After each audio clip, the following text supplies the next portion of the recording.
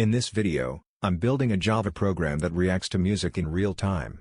As the audio plays, it generates colorful particle explosions synced to the beat. Let's code the entire thing step by step.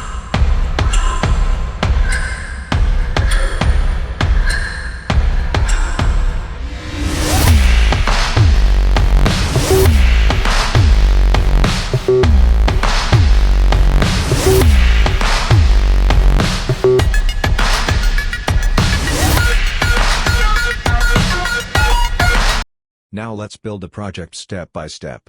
First, I import the required packages for audio, swing, and graphics. Then I create the main class that holds everything together. Next, I define an audio file variable. If a path is provided, the program loads it automatically, otherwise it opens a file chooser to select a song. After that, I create the particle class.